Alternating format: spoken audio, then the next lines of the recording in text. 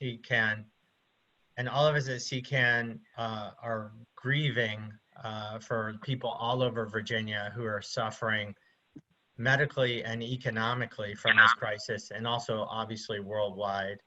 And we know that the worst is yet to come, but I think we can all agree that in the last couple of weeks, we've also seen an amazing degree of cooperation and human kindness everywhere. And it's been, in its own way, very, very inspiring. And that's part of the reason we wanted to have this Zoom call tonight and organize it in Virginia, not just because we want to figure out ways to continue to organize around climate in the era of Corona, but we also want to figure out ways here at CCAN that we can continue to be your friends, we can be your neighbors, and we can be in community with all of you in the next few weeks and months as we get through this. Our staff at Chesapeake Climate Action Network are all practicing social distancing. I'm in my temporary home office here at my house. But at the same time that we're social distancing, we haven't slowed down our work at all, and we don't intend to slow down at all. I know that for many of us, it can feel almost apocalyptic what's happening to our planet, to our communities. But I want to remind you that the root word of the word apocalypse in Greek is actually to reveal. And I think a lot is being revealed about us. We're revealing a lot to ourselves. And, you know, literally, physically, things are being revealed to, for example, children in China who are seeing the stars at night for the first time in their lives because the pollution has dissipated. And people in Venice are seeing fish and underwater grasses in the otherwise totally polluted canals. So we think there's going to be a lot more that will be revealed. And I think there's a lot of strength in us as a community and as a planet that will rally in the face of this virus. And we know that there's another looming crisis on the horizon of climate change. And maybe this is the dress rehearsal of how we're going to have to come together and finally realize as a planet that we're all in this together. And I want to remind you one of my favorite quotes from Greta Thunberg, and that is when she said last year, don't look to young people for hope in the face of a global crisis, in the face of climate change. Don't look to inspiring entertainers or celebrities or legislators. If you want to find hope, you find it in action. If you take action, you will be hopeful, and there will be more hope. And that's what we want to do. We want to figure out ways that we can be in action with you, that we can move forward, that we can address this crisis of coronavirus, and also move forward in terms of organizing on climate change. So how this call is going to work tonight, we're going to have 4 brief speakers who are going to cover some very interesting topics. One will speak from a spiritual level, then we'll have a sort of legislative conversation, then a grassroots leader, then a digital guru who will talk to us about some new things that we can do in terms of digital organizing. And so we want to cover a lot of different levels tonight. And then after the brief speakers, we're going to open it up to question and answer and have you tell us what's on your mind, what kind of organizing tools and trainings would you like to see, and we're just eager to learn from you. So our first speaker I'm really excited to introduce, and that is the Reverend Lennox Yearwood. He is the president of the Hip Hop Caucus. He is a legend in the climate movement, and he's also a board member of the Chesapeake Climate Action Network. Reverend Yearwood. Hey, Mike, can you hear me okay? Yep. Awesome, awesome, awesome. Well, it's exciting to be with everybody. And obviously, I'm honored to be on the board of CCAN with all of my fellow board mates and with the guise of the amazing staff and leadership with Mike Tidwell. I just want to say a few things in regards to the movement.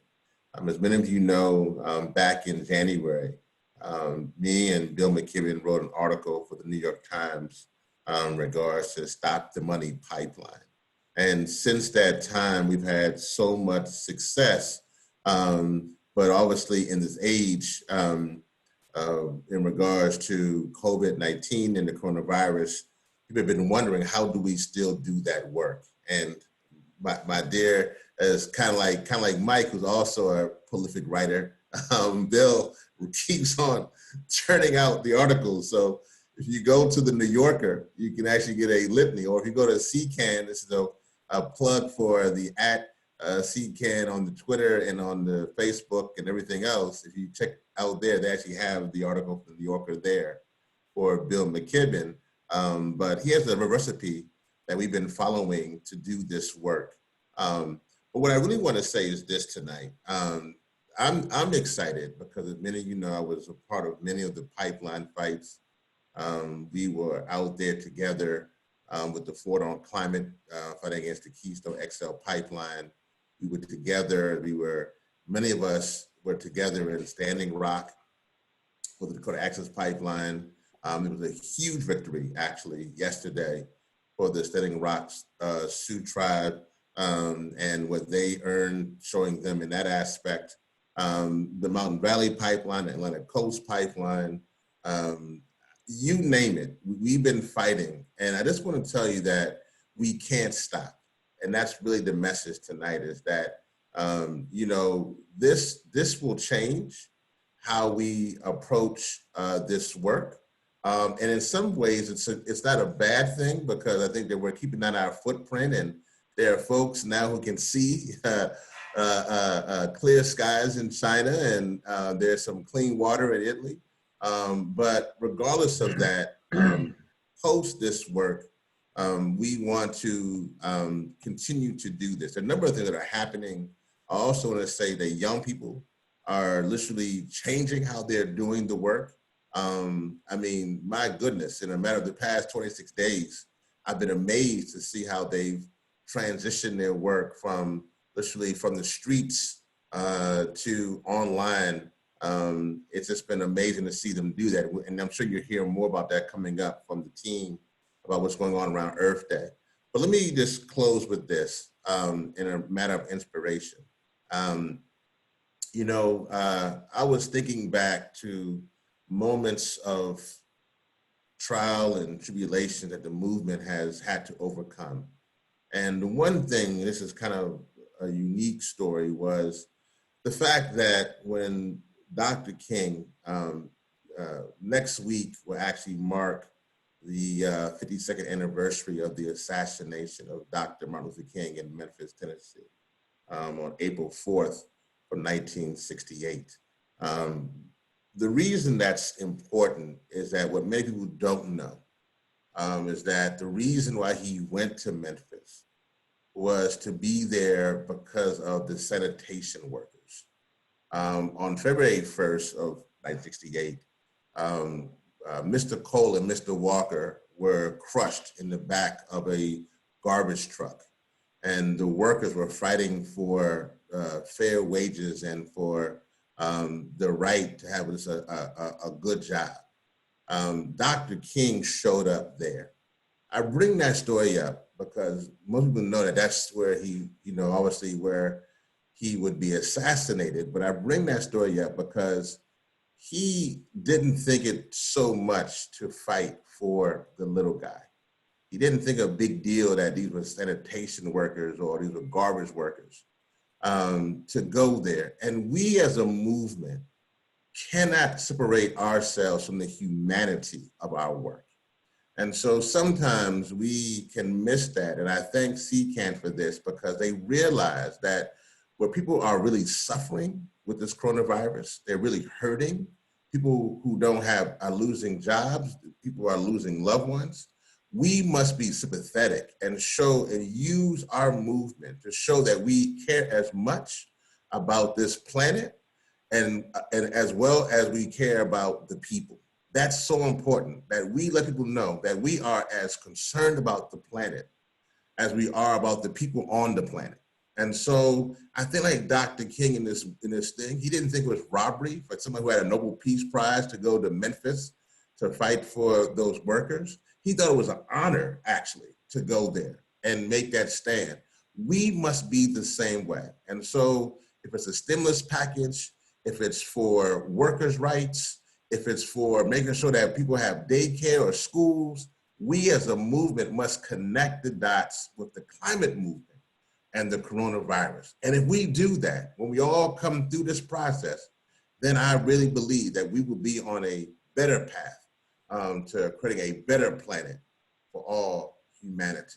So thank you all. Virginia, man, you've been doing some great work, obviously. And so you've been just doing some great things. Elections have consequences. And so you show that and have put some great people in positions. I'm sure my brother Harrison will break down what's going with down on the policy side. But more importantly, again, let us continue to not forget the spirit of Dr. King, in which we fight for all of humanity.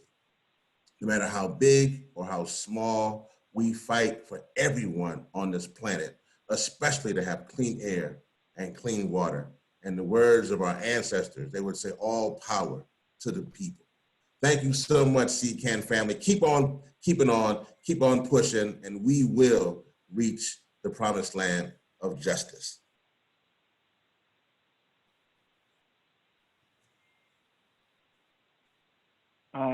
Thank you, Rev. I think I'm going to go ahead and move into our next thing. I believe Mike went mute himself. So thanks everybody for joining us. My name is Harrison Wallace. I'm the Virginia Director of CCAN. I'm really happy to talk to y'all today. Really sad that we're having to do it over Zoom. I think we have some really cool ideas for what we plan to do this spring and summer. We're adjusting them, but we're still going to be staying active and making sure that we're fighting for each other, as Rev talked about, and also fighting for a livable climate. So I think in future Zoom calls, there'll probably be more of these. I'm going to get in a little bit more about, a lot of the policy wins that we saw over the last few years or last few months in General Assembly session and what it means for the future. But right now, as we're still getting through a really trying time, I wanted to spend a little bit of time talking about what CCAN is trying to do to make sure we're helping out each other during this coronavirus crisis, and also just some ground rules on how we have thought about how to talk about it, especially as we get into our Q&A. So that's what I wanted to start with, was a little bit of do's and don'ts about how we should talk about this virus, especially as climate activists, where, we're dealing with an issue that is a global threat, but right now we are in a global emergency and we need to be focusing on that and how we help out our fellow people around the globe. So a couple things to keep in mind, and these do's and don'ts actually come from the Sierra Club. So I want to thank our partner there for coming up with some of this stuff, but we've adopted it in our own practices.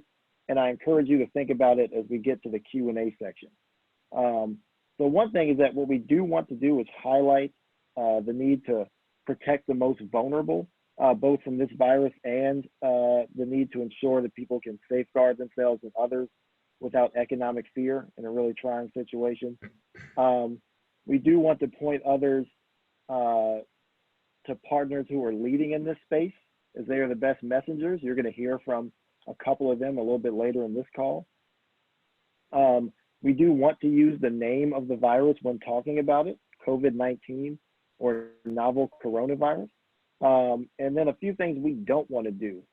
We don't want to push narratives touting environmental benefits stemming from the virus response, such as fewer emissions or travel from improved air quality. Things need to happen to clean up our air and to make sure that we have a stable climate, but a deadly virus is not the way that we can have anything that would be called stable. So we don't want to push any sort of narrative there. We don't want to talk up the demise of the fossil fuel industry or any negative effects they may be feeling because of this. We also don't want to jump to point out fault. So for example, the fossil fuel bailout is spurred in part because of failed OPEC agreements in Russia and Saudi Arabia flooding the market, or the pandemics can be connected to habitat loss. So right now we're just focusing on how we can help each other out. And we don't want to be dismissive of the pandemic by citing climate change as the most pressing crisis we face. I'm sure some of you saw the job numbers coming out today, but there are close to 3 million people looking for work right now, and that is clearly the most pressing issue in their lives. So we want to make sure that we're thinking about the crisis we're in right now when we're communicating this stuff. And then we also don't want to exploit this crisis by tying it to unrelated work, pushing unrelated asks, or other work that would take the focus away from the immediate needs. So that's what this call is about. We're gonna talk about how we can bring more climate solutions to Virginia in the weeks and months to come. Right now, we wanted to open up an opportunity for people to learn how they can help their neighbors, and then just have a space to talk to each other. And then one other thing I just wanted to mention is the don't stem from sensitivity to suffering this pandemic will cause. So we're not trying to turn off the public by being insensitive or stridently demanding a focus on climate. Right now, our attention is on saving lives. And a term a lot of you have probably heard is social distancing. And what we wanted to make clear and what we're doing tonight is that is a term that could be better. Maybe it's physical distancing, because right now we want to be social, we want to talk to each other and stay active. We just need to physically be far apart.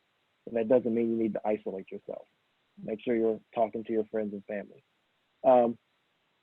So these are just some do's and don'ts I think you should carry with you outside of this call, but especially when we're getting into our Q&A on how we want to conduct kind of our conversation, and hopefully how we can just conduct our lives as we move through this crisis. And then kind of on the policy side, just one thing at the federal level, but I think also some in the state level and local level, the things that we signed on to as a just COVID-19 relief and stimulus as CCAN, and we encourage you to reach out to your elected leaders to talk about this as well. We adopted 5 principles that focus on the stimulus, but I think go deeper than that. So we know there should be a vote in the House probably today or tomorrow, if it hasn't already happened, on a giant stimulus bill to try to help deal with the economic fallout of this virus. What we're trying to make sure of is that that stimulus is helping the people, and that it's going to the most vulnerable people. And likely there will be more bills needed to pass and more action at the state and local level. So we're pushing these 5 principles. So the first is that the health is the top priority for all people with no exceptions. And that just means the testing needs to be free. People need to worry about how they're going to pay for their treatment, and they shouldn't have to worry about how they're going to pay their bills if they need to leave work because they're sick. So we need to make sure that people have the ability to be healthy. The second one is providing economic relief directly to the people, and that's through expanding the social safety net, and also making sure that people are getting direct payments in their hands, which we're seeing some of in the bill that should be coming out of Congress. Our third one is rescue workers and communities, not corporate executives. And this is just, again, laying out how we don't want to repeat what happened during the Great Recession, but that financial assistance going to industries must be channeled to workers and not shareholders or corporate executives. And that federal loans need to maintain payroll and benefits, not executive bonuses or stock buybacks. And that we also have demanded that we have a company-wide enactment of a $15 minimum wage if they plan to inject money into companies who have asked for help during this crisis. The fourth one is that we want to make a down payment on a regenerative economy while preventing future crises. So just making sure that this is actually helping our economy thrive in the future, and that we're protecting the health and economic security of frontline communities. And last but not least, we need to protect our democratic process. So we have a pretty big election coming up this year, and we want to make sure that our local elections, we're able to vote by mail, and then in the in the 2020 presidential election, there are ways for people to get to the polls through voting by mail or some other absentee process if we should not still be close to each other at that point. And then also one thing to keep in mind is that the 2020 census is this year, and it needs to be fully supported and resourced to achieve an accurate and safe count, as this is really important to overall federal spending and our representation in Congress. So this is a list of demands that we're really proud of, and we're happy to be a part of this with what is over hundreds of groups ranging from climate groups to unions to social justice groups, all who are fighting for the same thing, a just release package and a better world once we get out of it. So with that, I wanted to go ahead and turn it over to Denise to talk a little bit about what we're doing on the digital side. Thanks, Harrison. Can you hear me okay? Yep. Cool. Hi, everyone. I'm the Communications Director here at the Chesapeake Climate Action Network. My name is Denise Robbins. I'm just going to talk a little bit about what our climate work is going to look like in the foreseeable future, and a lot of our coronavirus work as well. But the climate, while we're doing what we can to protect our communities from COVID-19, we're also recognizing how important it is to stop the next crisis before it begins. So we're going to keep moving forward. So the question on all your minds might be, how? How are we going to organize? How are we going to make change and make a difference if we're all stuck at home? There's a lot actually we can do digitally, and we've been seeing advocacy trending towards this more digital direction in the past couple of years. But basically right now we're seeing those trends speed up times like a million. Basically my 3-year plan to extend our digital tech tools is more like a 1-month plan. And we're still working through what exactly that's going to look like for CCAN, but I just wanted to let you in a little bit on what we're thinking. Then in our Q&A portion, we're going to hear a little bit more about what interests you, what excites you, what you want to see from us, maybe what you don't want to see, and things like that. So just to clarify right off the gate, social media is a big part of digital campaigns, but it's not the only part. So if you've never been on Twitter, don't freak out. There's still a place for everyone to be involved. This call right now is an example of that. If you're on the video call right now, you can help us move forward. We upgraded Zoom yesterday so that we could have a lot of more capacity for calls like this, because especially face-to-face interaction is still important and it is still possible online. So all of our digital work going forward, it's going to extend from our existing theory of change. We're not changing a whole lot. It's not new. We're going to build people power, we're going to change the narrative, and we're going to pressure our decision makers until we win. So going through these backwards and thinking about how the digital plays in, pressuring decision makers. We can't right now go to Governor Northam's office or protest the Dominion headquarters, but we can reach out by every other means. We can email, we can make phone calls, we can tweet, we can post on Facebook walls. In fact, a post on legislators' Facebook walls sometimes even go further than emails, because a staff person knows that Facebook wall doesn't get a lot of play, that one comment will be seen by everyone who goes to their Facebook wall, whereas an email could be easily deleted and never seen again. Changing the narrative. As anybody who is on video right now, could you raise your hands if you've heard of the climate strikes? I hope that's most of you. Climate strikes, woo! Keep them raised if you've heard of digital climate strikes. Some of you. Happy, okay. So the climate strikes, which I hope everyone's aware of by now, are now taking place online. Instead of attending a rally or a protest, people are simply taking pictures of themselves, holding their protest sign, and tweeting it with the hashtag digital climate strike. The big Earth Day climate strikes are now going to take place in a 3-day online live stream event, totally unprecedented for the environmental movement. And then, of course, we have our traditional ways of shaping the narrative with letters to the editor and opinion pieces. Basically, if you're telling your story online, you are helping us change the narrative. And then finally, back to the people power. That is everyone on this call is the people power, and everyone on this call has their own networks too. Just think about how many people you have called or chatted in the past couple of weeks to check in on. Everyone on this call has a network and the power to build up those networks. So next time you take an online action, invite your friends and family. And no matter where they live, they should be able to help out because it's all online. The other part of this work is going to be helping build up this online community. So look out for more virtual events like virtual book clubs or movie streaming nights and discussions and things like that. And finally, we want to give you the skills to take part in this new digital world. So we'll be putting together some online trainings for you. Sunrise Movement is doing a really great example of this. There's now 1 million high schoolers at home with lots of time on their hands, and they're taking advantage of that by putting on what they call Sunrise School, 4-day crash course in the Green New Deal, coronavirus, and climate change.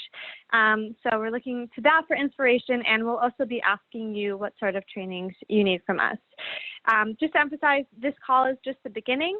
You will get an email with us with a survey to find out more about how you can get involved digitally. But just want to reiterate that we are not stopping. We're going to keep fighting for our safe climate future. And I'm very sad and very mad about what's going on right now, but also excited and fired up about how to keep moving forward and bring everything online and bring you all with us. So now I will pass it over to our organizers, Hannah and Lauren. Thanks, Denise. Hi, everyone. My name's Hannah. I'm the Virginia Grassroots Coordinator at CCAN. I live with my brother right now in Richmond. It's really nice to see some familiar faces.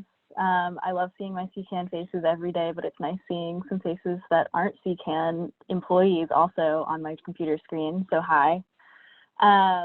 I guess I'm just here to say that I think it's really important right now to intentionally build community. Like this is going to be a really trying time for everybody. And I think it's just really important to build community and connect with other people. And even though we are social distancing or physical distancing, we still can make those connections and be support for each other.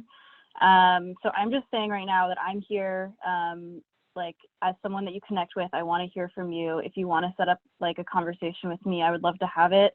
Anything from how you're dealing with you and your family and your community in coronavirus, or climate organizing, or any sort of other, things in your community going on that you want to talk about and connect on. I think, not to highlight the good that can happen right now, but I think we do have an opportunity to connect with people that we might not otherwise think we have the time to connect with. And we have like the opportunity to make some great relationships. It just will be over phone or the internet somehow, maybe not in real life. So I'm not going to go too much into this just because I think everyone's been bombarded with safety and health tips, but just want to put it out there. We do really want everyone to stay safe. And you can go to virginia.gov/coronavirus for up-to-date and accurate information about state action and prevention recommendations. We also are going to send out a really great handout from virginiainterfaithcenter.org. They have information about unemployment insurance, health insurance, getting free meals and groceries, childcare, information about evictions and utilities, and just also communications and ways that you can get support and programs in your community, ways that you can either tell others how they can get support, or if you need to support yourself, there are resources out there. And we actually have someone here today from Richmond to talk a little bit more about how you can take action. My friend and also a great community member, MJD, aka Michael, is here. They've been really involved with Richmond Mutual Aid, and they're here to tell you more about that. So I'm going to turn things over to MJD. Hello, thank you. Yeah, so there are a bunch of mutual aid efforts in a lot of different places going on right now, which is really amazing to see people stepping in whenever like the state and the systems in place are not fully protecting people, see people filling in the gaps. But I'm going to talk specifically about what's going on in Richmond. The group that kind of formed very quickly as things started, which is Mutual Aid Disaster Relief Richmond.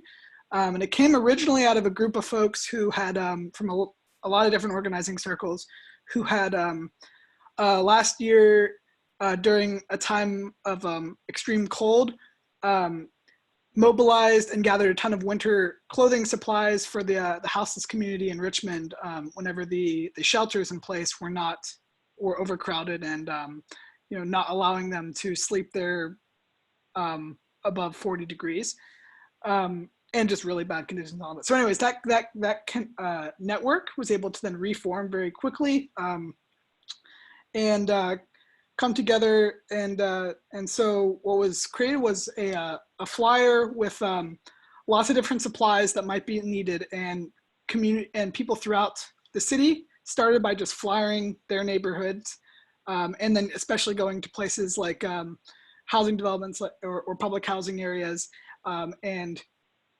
giving out this information. And so the flyer had on it supplies that we were collecting, as well as a hotline to call if you are someone who couldn't afford to buy food or supplies during this time, or if you are a person who is immunocompromised and don't want to go out.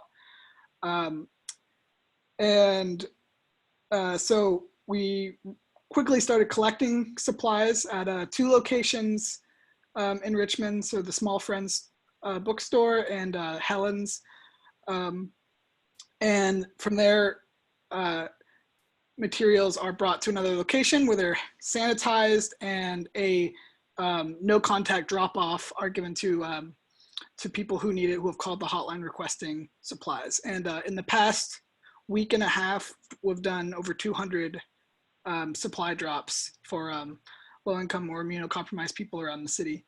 And this really came out of a bunch of friends and people reaching out to each other and moving fast to get something in place.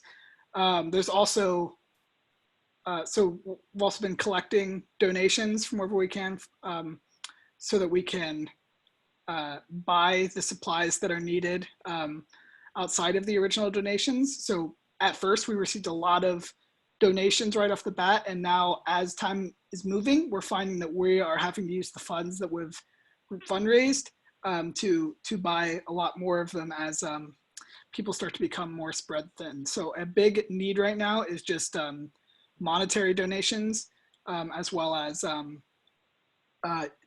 more people who are able to do things like shop, sanitize supplies, and make deliveries around the city. So on top of that, a lot of these same groups have been doing a lot of work to continue to support the houseless communities. And so some of these supplies have specifically been for camping equipment to kind of allow them to create their communities of where they can stay in place. There was a tent community called Camp Kathy that was actually evicted this week by the city in the midst of this crisis. So kind of responding to that and helping these people find another place to be so they aren't, having to maneuver throughout the city. Also, there have been some community organizers engaged in housing, specifically some folks from the group Leaders of the New South, who were able to work with the Virginia Legal Aid Society and to get a moratorium on evictions for the next 21 days. And then some more folks from the Richmond Tenants Union who are working on getting materials to people throughout the city to kind of talk to their neighbors and see, if they're not able to pay rent, what ways can they kind of collectivize to bring asks to landlords for to be able to get more time or to have a freeze on rent. And then Richmond for All has also started having some Zoom calls to allow people who are unemployed to learn how to apply for unemployment and how to link up with things like virtual tip jars for whenever they're out of work. So some specific action items And yeah, I'll drop the donation link. If people are able and have no symptoms and are able to follow strict protocols, they can engage in deliveries and item sanitization. You can reach out to me to get involved with that. Otherwise, you can shop and deliver donations to either Helen's or Small Friends Bookstore, or donate directly to the Venmo and or PayPal, and I'll put that donation link here below.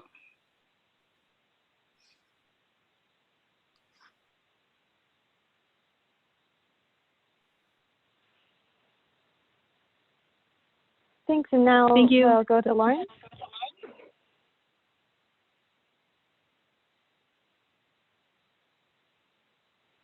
Lauren, can you,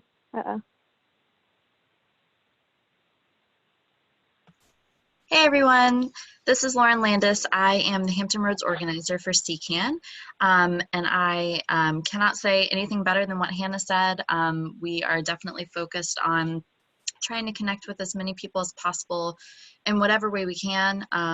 We have a bunch of exciting new things that we're going to be doing. For example, the Hampton Roads Facebook group, which has been a little bit dormant. We're going to be reviving that, which I'm really excited about. We're going to have like a little posting blitz. So we are definitely trying to take this opportunity to do some different creative things. Just like Hannah said, if anybody needs to talk about anything, if anyone has any questions on things that are going on in the climate action world that aren't getting a lot of as much attention right now, or if you need help locally, or if you need anything, just feel free to email or call me. I live in Williamsburg, but I travel all throughout Hampton Roads, and there are a lot of different organizations that we work with in the Hampton Roads area that we have great relationships with that are helping out a lot of people. I don't believe Tracy is on the line. Tracy, if you are on the line, send a chat so that Harrison can unmute you, and he'll be happy to cut me off and introduce you and let you do a summary. But Tracy Hansborough is the community engagement coordinator for the Virginia Peninsula Food Bank, and she was going to be joining us to give just a really quick overview, but she sent me some of the information in advance. So just super briefly, food assistance is a big issue anytime, but especially now, typically when there are any kind of emergencies, things like hurricanes or natural disasters, donations to food banks go up. Right now, obviously, that is not the case. However, food banks have incredible purchasing power, and there's been a big upsurge of online monetary donations, which is great. For every $1, most food banks can generate about 5 to 10 meals. So if you are in a position to donate right now, virtual food drives are great. You don't have to leave your living room. You can organize one with your coworkers, your friends, your family. You can donate that way. And then on the flip side, the most important thing that Virginia Peninsula Food Bank and all food banks, no matter where you are within the Feeding America network, want to impress upon people is that everybody needs help. 1 in 4 people will need food assistance at some point in time. There's no qualification that you need to meet. Anybody can walk up to a food bank and get assistance. You don't have to prove how much money you make. You don't have to prove whether or not you're employed. There is no hoop that you have to jump over to get food assistance. If you or friends or family or children need any kind of food assistance, please reach out to us. And we'll be happy to hook you up with the closest food bank or food pantry. There's amazing volunteer opportunities as well. So we have kind of a whole list of those that I'm happy to work with Denise to either send out to participants, or maybe that'll be one of the first things that I post in the Hampton Roads Facebook group. You'll have to join and follow to find out. But yeah, please feel free to chat or email after if you want any more information on how to give or receive help from any local food bank or food pantry. We can hook you up, because obviously food assistance is a super basic necessity right now, and we want to make sure that everybody's basic life needs are met. So I hope that was helpful. Pivoting also, I was supposed to talk a little bit about just kind of the regional effect that everything is causing across Virginia, and also maybe set the tone a little bit for how personal we are welcoming people to share. So like I said, I live in Williamsburg. I live in James City County, which we have the most cases in the state of Virginia. Yay. So we are definitely right in the hotbed of the state. All quarantining, all doing physical distancing. I have a 4-year-old son. Our daycare is closed as of today until May 1st. My husband's still going to work every day because he works at a medical practice. So he's doing the whole like strip off clothes and drop them right into the washer and shower before he can get a hug. And so we're all kind of in that, and it has its challenges for sure. So those are kind of some of the things that I'm dealing with and that I need daily uplifting for my coworkers, and that at the same time, I'm also trying to think like, how am I continuing in my job and how can I keep fighting? So those are the kind of things that we definitely encourage you to share later on in the call. We want to be here for you and nothing's really too personal. Yeah, so those are the kind of things that we're experiencing across the state. Childcare, healthcare, schools closing, people not having their rents waived, things like that. So yeah, we're all working on that, and that was really the point of this call, is wanting to, like Harrison said, and like Hannah said, meet people's needs first, and then as best we can also turn to climate change. So yeah, with that being said, I think Denise, maybe Hannah's next. Yeah, so now we're going to transition into the question and answer portion, where we're going to be able to hear from the folks on the call. First, I'm going to give a quick rundown on how to use this technology. So if you know how to use Zoom and you're an expert, you can zone out for a little bit. If not, you can use this as your first Zoom tutorial, because my guess is if you're at this meeting, you're going to be going to a lot of other Zoom meetings in the next couple of months. So hopefully this can be information that will stay with you. So we're going to have a couple of open-ended questions that we want people to verbally respond to. But right now, Harrison has all of you muted, and so he's going to have to unmute you in order for you to actually talk. So for that to happen, what you're going to need to do is raise your hand. So if you're on Zoom and you can see everybody, click on participants in the panel at the bottom of your screen. And if you don't see something that says participants, click more, and then you'll see participants, and you can click participants then. So then you'll see an open menu with the participants list, and underneath the list of participants, you'll see an option to raise your hand. So if you click on raise your hand, then you'll be added to the question queue, and Harrison can unmute you in the order in which you raised your hand. So when it's your turn to speak, you'll get a notification that the host has asked you to unmute yourself, and then you'll accept the on-screen answer, unmute now, and you can talk. So a few steps before you can actually speak, but it is, you'll get there. And so if you are on your phone and you are not currently looking at a screen, dial *9 on your phone keypad. And when it's your turn to speak, you will hear the words, "You are unmuted," and you can go ahead and ask your question. So if you're looking at a screen, you see people's faces, go ahead and click more and then participants and raise your hand. And if you don't see that, you're just on your phone, dial *9 and you will hear the words, "You are unmuted." So to respect time, we're going to take 2 to 3 verbal responses because we do plan on ending at 9. And you're also welcome to use the chat box to discuss, and we can read that as well. Just to establish a couple of ground rules. Again, Harrison mentioned this earlier, but we're only going to be using the terms coronavirus and COVID-19 to talk about the coronavirus. We do not want to use any racially charged terms or anything like that when we're talking about this, so just stick to COVID-19 or coronavirus. And again, we're not going to celebrate the environmental effects of the crisis. We want to fight climate change, but this is not the way that we want to do it. So Lauren is going ahead and she is going to open us up with our first question.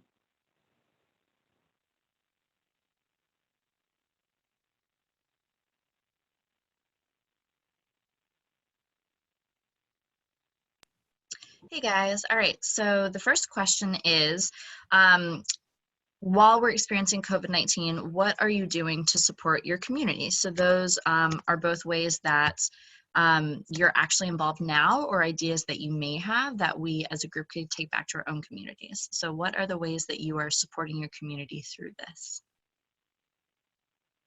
And this is where you'll raise your hands, like Hannah said.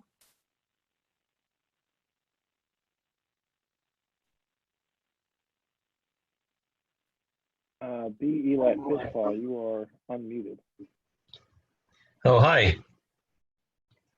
Well, I was wanting to ask, and I'm not sure it's relevant to talk about the recent legislative session. I would just, it kind of got overshadowed by the COVID pandemic, but there was movement, and I was wanting to know what y'all's general take on the Clean Economy Act is. I know that's a big question and maybe more than you can do on this call, but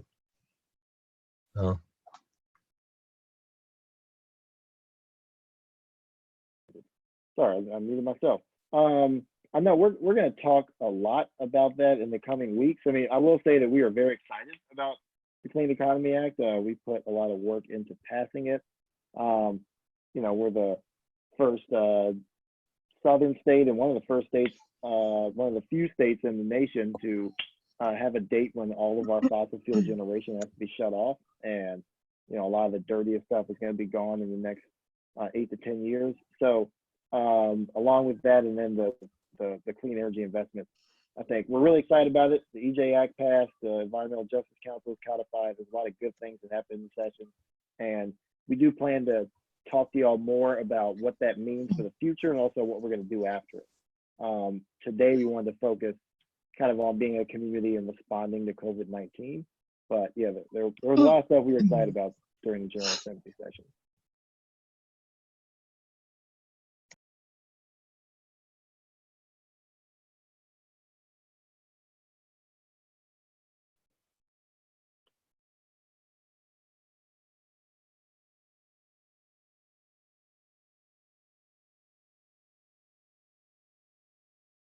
So, am I up?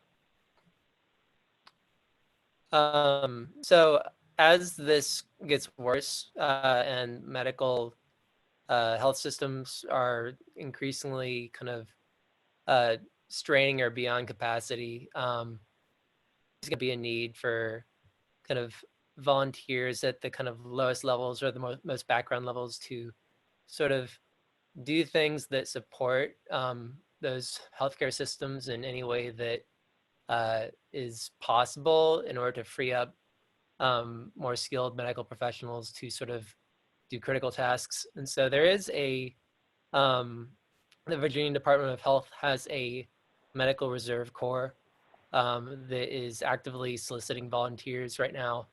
They don't necessarily have to be medically trained. If it's something that people have the capacity and the willingness to do, if they're younger, if they're healthy, if their odds are a little bit better than older populations or more at-risk populations, it's something that I think people, generally speaking, might want to consider doing or have in the back of their minds as this sort of gets worse, making themselves available for supporting healthcare staff on the front line, so to speak. So I can post a link to that if people are interested in seeing it. Cool.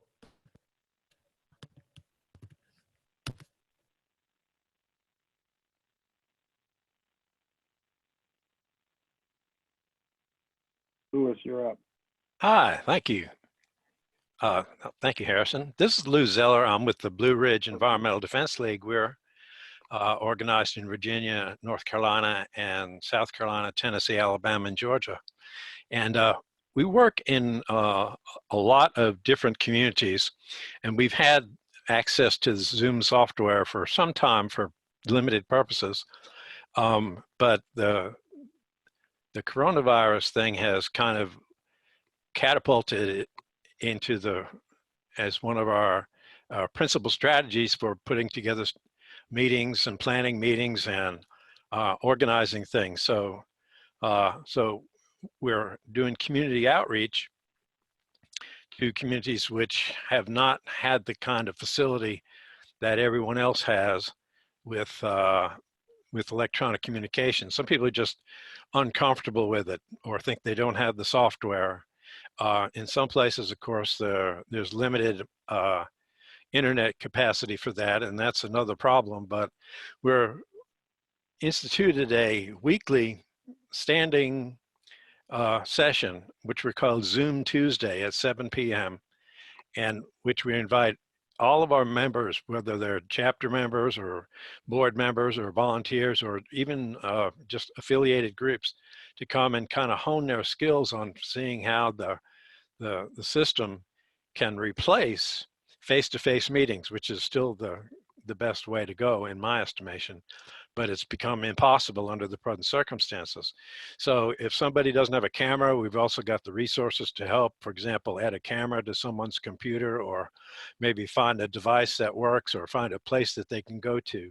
So problem solving to, like I said, in the form of outreach, and that's what we've come up with. One of the concrete things that has come out of that is that within the last week has sent letters to all of the governors in the states that we work at that they should not advance any environmental permits, particularly ones involved with climate change, during this period. A lot of public hearings have been canceled or postponed, and we just sent letters to those governors, including Northam, that the Department of Environment and Quality should not move any permits forward under this current circumstances until people have the right to say what they need to say in order to protect their communities. So that is one of the concrete things that came out of it. Thanks for putting this call together tonight. This is good. Thank you. And I mean, that's a really good point.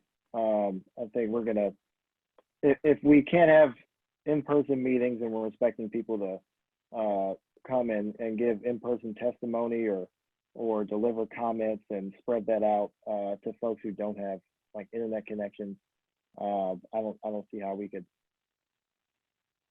have those permits go through with any sort of real democratic process. I know we're working to figure out other ways to help out in that effort, but it makes a lot of sense, Lou. All right, so I had two people in the queue, and I know we need to kind of shift. We have other questions in the poll. One was from Carolyn, and it was around the budget. It's clear that the state budget is going to need a lot of rework. Is there any environmental funding at risk? The answer is yes. Our funding is definitely at risk. This was a banner year for environmental funding, from bay cleanup funding to more surveyors for DEQ, especially dealing with pipeline construction, to environmental justice funding. I think we've seen some folks on the other side of the aisle already start to think about how they can cut funding, and some people have even tried to call for a special session to cut funding. So we should be very aware of that and make sure that we can make the case for why our land, water, and our climate deserve the funding that we fought for in this session and for years in the future. All right, I had Quan in the queue, and then I want to move us on. So, Quan, you are good to go. Hey, so at Virginia Interfaith Power and Light, to kind of bring the community together, we've scheduled some webinars that we're going to do every Friday to kind of touch on some of the topics that we've been working on and kind of keep people engaged and updated on some of the things that we're going to continue actively organizing on, such as the fossil fuel projects going on in the state, around the state, and a lot of the faith-based organizing that we're continuing. And we've also got some things planned that we haven't kind of worked out the details yet for, but some events that people can participate in without, being around people. And also, for example, like a sort of power fast we're going to do on the 18th, where you kind of fast from using power in a way that you're still social distancing. So maybe you do a cookout in your backyard, or you just go for a walk, or pick up trash on your walk. So we're trying to think of some ways to keep people just involved with other people without being close. They're all good points, Quan, and it gets back to physical distancing, not full-on social distancing. You can still have fun and talk to people, just at least 6 feet, and no hugs or dab. Do we have another question from, I think, Lauren. Yes, we do have another question. So the next thing we want to discuss is what we think the connection is between this crisis and the coronavirus. Again, we want to be kind of careful about how we talk about that. And so Lauren had some really good points earlier that she wanted to bring up. So I'm going to turn things over to Lauren to start that question, and then we can open it up after that. Yeah, so none of these thoughts are mine. These are all from articles written by people far smarter than me, most of them that Denise sent us, but I thought they were all good. So just to summarize super quickly, not to relabor the point that Harrison and others have already made. Obviously, there isn't anything in this current circumstance that we want to celebrate. Even some of those wonderful points about, some side benefits like carbon emissions going down and things like that. Everybody says that will rebound quickly. As soon as things go back to normal, God willing, that's soon. But this is a blip. It's not something that we need to count on for making a huge long-term difference. So even kind of that is not something that we should really be focusing on. Some of the other more salient points that people are talking about are lessons that we can learn and translate over to the fight against climate change. So there's about 4 of them. The first is, this has been a practice in people fighting against an invisible threat. So obviously people who have been personally impacted by coronavirus, either they've had it or a close family member or friend has had it, it's not so invisible. But for a lot of people, it's, someone that someone knows. And for them, they're just staying inside on a nice sunny day, and it doesn't seem like there's any real reason. So giving us practice in understanding that there is a threat out there, and even if it's not impacting your specific daily life and health, that doesn't mean it's not there. The second point is very much related, acting today to head off something that hasn't arrived yet. So again, everyone's read in the articles that whatever is happening right now was baked in 2 weeks ago in terms of physical distancing. So in the same way for climate change, understanding that our actions right now, sure, they won't make a difference tomorrow, but in 5 years or 10 years or 20 years, that's done. We've already baked that in. There's nothing that we can undo about that. So learning that lesson with coronavirus and translating that over to climate change as well. And then the last 2 is we're witnessing our elected officials responding and learning in real time about a threat, and then very quickly following through with guidelines, restrictions, and legislation to guide communities for the greater public health. So I know that it's difficult a lot of times for us to get the science and the realness and the fear of climate change across to legislators, and we feel like they never get it, and we feel like they don't follow through. Here's an example to show they can do it. They can understand a threat and they can respond quickly.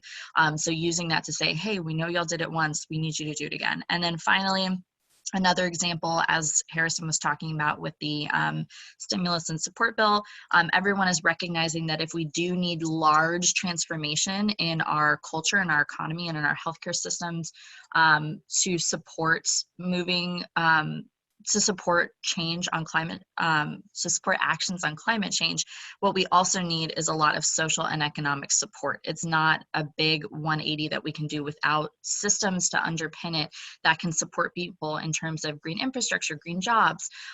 So that is also another way that we can apply the big sweeping stimulus packages that are happening now and how necessary those are. So yeah, turning it over to anybody else that might have other things that they have kind of seen a parallel between COVID-19 and climate change.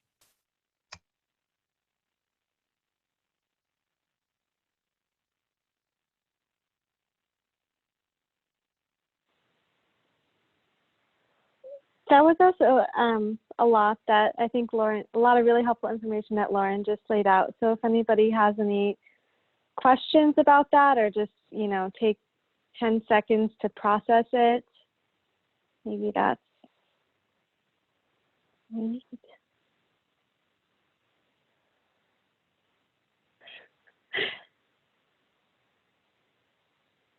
I was just going to say, I'm also happy to send the link to that article. Again, none of this is my information, and I'll chat it right here. It's a Yale article that I literally just regurgitated, so you can read it at a slower pace than my talking.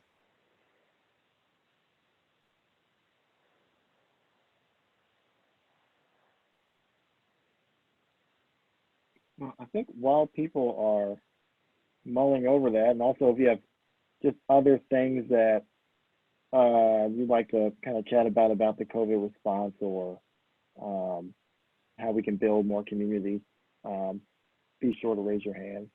I think we had a couple polls that we wanted to do to kind of get an idea of what people wanted to see in the, CCAN's future organizing, and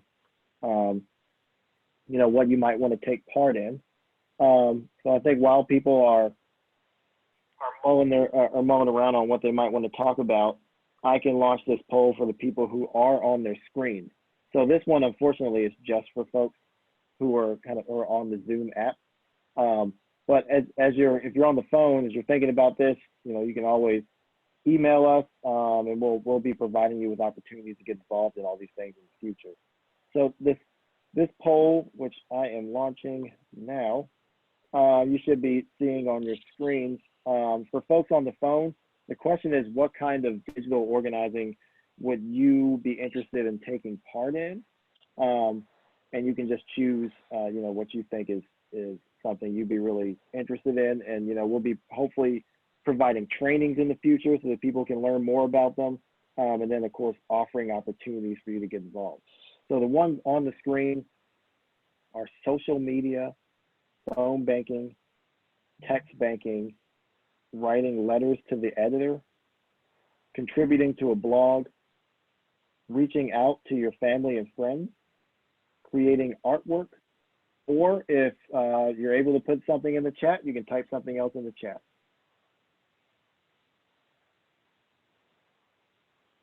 So I'm letting folks vote on that one. Only 29% have voted so far, so if you're in front of your screen, please vote. And there are some chats coming in. One saying the federal Green New Deal was designed to address an existential crisis. We've emphasized that it starts with people, not greenhouse gases, that it is social structures, not the money, which is not scarce for the current issue, as we have seen. That matters. The same mechanisms at its core naturally are salient now as well. And Carolyn also said, citizen science can be integrated with social media. All right, I want to leave this open for like 30 more seconds. So far, 41% of people have voted. So if you are able to, please vote, and I'm going to close it down in about 15 seconds and show people what our results are.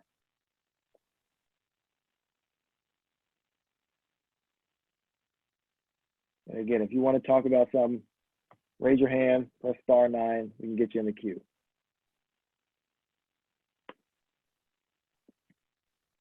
All right, I saw Mike's hand up. Before I let him in, you can now see the results. Number 1, social media, which I could see. And then we also had phone banking and text banking near the top. Writing letters to the editor is number 2, actually, which more people will probably be reading the paper nowadays. And then third rank was contributing to a blog. And 4th was reaching out to family and friends. And then tied in at the last spot with 2 votes for each of them was phone banking, text banking, creating artwork, and then other, where I also saw something about podcast interviews. So all that sounds really cool. Now I'm going to unmute Mike. So you're good, Mike. Great. Can y'all hear me? Yep. So first it's good to see Lou Zeller. It's been a while, Lou. How you been? Thanks for joining the call, and thanks for everything that you've been doing for so many years and all the stuff you're doing. The Zoom Tuesdays sounds great. I'm going to look you up and get on those. And good to see Quan also. All I wanted to say was when you're taking the poll, you can pick one issue that you want to click on. And then for a second issue, if you hit Shift on your computer keyboard, you can pick a second issue. So that's how you can do more than one issue as you're taking the poll. Just wanted to say that. Thanks, Mike. I'm not seeing any other hands, but luckily I have another poll. So our second poll is actually like what you would like to see more from us. And this could also lead into some discussions on what that could look like, or if you have other ideas. And then also in the chat, I did see another thing for online things that people want to learn more about, creating infographics, which could be great for sharing on social media. So you can now see the second poll in front of you. And it is around, what are you more interested in seeing from us?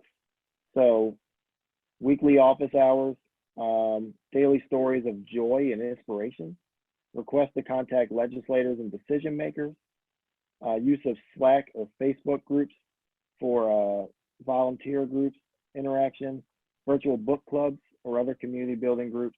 And then of course you can add things to the chat.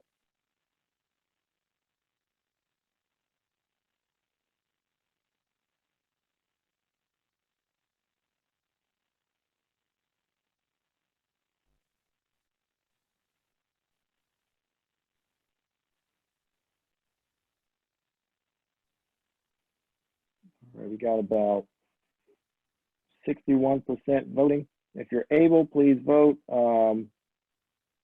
Let it go for another like 20 seconds. If you have something in there that you want to chat about,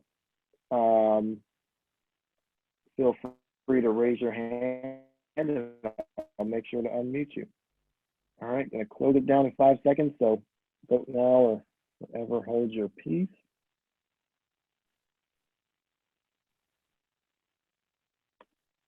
All right, and now you should be able to see the results. So number one was request to contact legislators and decision makers, and that makes sense. And tied with that was a virtual book club or other community interaction. So really good that people want to talk to each other more. And we also had in second place use of Slack or Facebook groups or volunteer group interaction. This is a plug for Hampton Roads people. We have a Hampton Roads Facebook group. So feel free to join that and talk to Lauren even more and learn more about what we're doing. And then we also had weekly video office hours at 25% and daily stories of joy and inspiration, which I know I would love to see in this sea of bad news. And then Carolyn also put in tutorials in the chat. So all very cool ideas, and definitely stuff that I think we can bring to you guys in the future as we continue to work together in this new world that we're dealing with.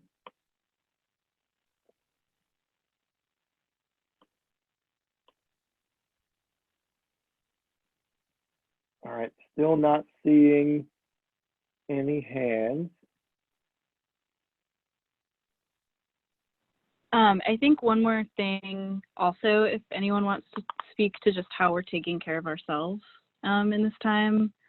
I think it took me a few days to adjust, and I think I'm still adjusting, but it can be really hard to concentrate on any sort of community organizing or actions when you're just kind of internally freaking out. So if anyone has any tips or anything that's been helpful for them, I think that would be really great information to share.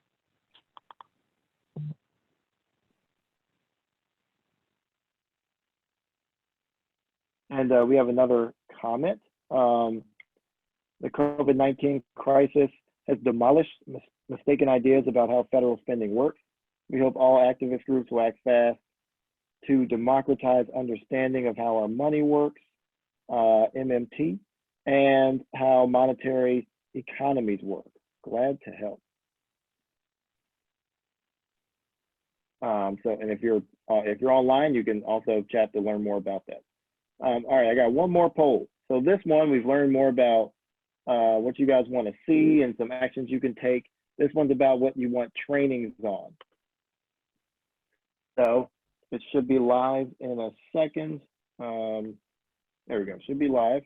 So the options are, what trainings would you like to be interested in? And it's multiple choice: Facebook, Twitter, Slack, which is a messaging app, blog or LTE writing, letters to the editor writing, climate change education in general, Zoom, or others that you can put in the chat. So please vote so we get an idea of what would be great for an online training.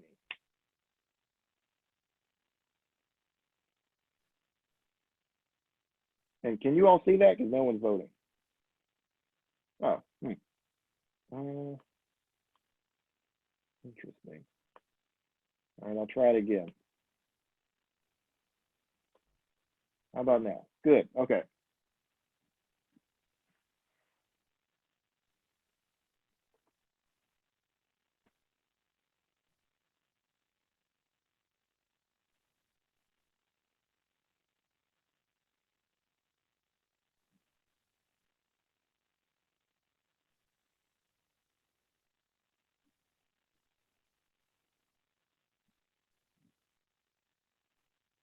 And we got a few more minutes. If anybody wants to raise their hand to offer, especially anything on self-care and also ideas on how to move forward in this digital space.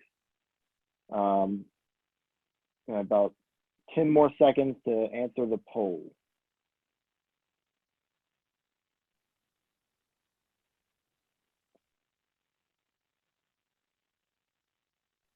All right, we're gonna shut it down. So hopefully you guys can see this now. Our winner was climate change education. And I know we'd be happy to send along great articles and also try to figure out some video tutorials on what we're dealing with the climate crisis. Blog or LTE writing came in at number 2. And then Zoom was number 3. Twitter and Slack tied for 4th place. Facebook came in last. So we'll keep that in mind as we're thinking about what kind of trainings to bring y'all and how we can make sure that we're being an effective organization during these trying times where we unfortunately can't see each other in person. So I'm not seeing any hands. We have 14 minutes left, but I might let Mike close us out.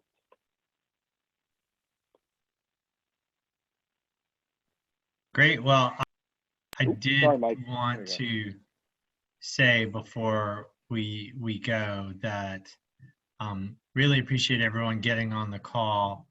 I do think that it's sort of amazing that we had a lot of success in the Virginia General Assembly literally just days before our country changed completely. And there's so much more that we can do. I think we're going to learn learn a lot about community in the next few weeks and months, and it's my hope that we're going to come back even stronger well before the beginning of the next Virginia General Assembly. We've got a lot of change to do in our country and in our state, and it begins with this sort of organizing. You know, as organizers, you're always trying new methods, new ways of communicating, and this is our first attempt at a larger Zoom conversation in Virginia, and I think that the next time we do it, it'll be even larger and more creative, and we're just going to continue to use this tool as Lou is using and others are. So it's good to see so many familiar faces on this call and hear a lot of familiar voices from people on the phone. And, you know, I look forward to continuing the fight. Like I said, even though we're all basically under house arrest across the region and across the world, really, there's just so much dynamic conversation going on. There's so much change still happening. There's so much political organizing still happening. And it seems almost like a miracle that that's possible, but it is. And we want to double down on these tools, these new tools, keep all of y'all updated and informed, and hopefully inspired, because you certainly inspire us. So I just wanted to throw that in before we end the call tonight. I don't know if anyone else from the CCAN staff wants to jump in. I'm actually going to let Mr. Fishpaw talk. You are live. Yeah, with respect to climate education, that's what we've been doing here in Rockbridge County. We've had a series of climate change series where we have different aspects of climate. Again, it's not COVID-19, that just came up. With respect to COVID-19, though, is the fact that we're all in the same boat is the takeaway that's transferable to climate. It's recognizing that that's the limitation. People haven't recognized that. And I look towards the moment when people recognize that we have to limit emissions to less than what can be removed. I mean, that's a very basic point that the economy has to be built around. But in any case, for a climate, our climate change series, we might like to find somebody from your network that can meet with us, perhaps remotely, that can go over the Clean Economy Act, the pros and cons, and it's a lot of stuff there. It's so, you know, people have mixed feelings about it, and I generally think it's a good thing, but it's not a perfect thing. And I think that just understanding what's in it is, most of us just don't know what's in it. And I perhaps more than others, but I'm fishing for a presenter that could perhaps do it by Zoom to avoid the transportation. So that's all I was going to ask for. Well, feel free to email me at harrison@chesapeakeclimate.org, and we can figure out time. I'd love to talk to him more about it. And okay. We'll be doing that on our own Zoom really soon. Okay, we're good. excited about that, Bill. I did see a great idea from Quan on self-care that I hope you all are doing. Please go outside, exercise, stretch, do some yoga, some meditation, something. Just please, if you are fortunate enough to work from home, don't stare at the screen all day. Just get out and take a walk.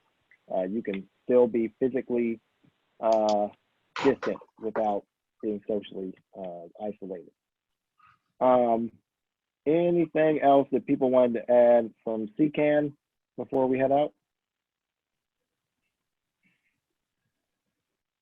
All right, well, thanks everybody for jumping on with us so long.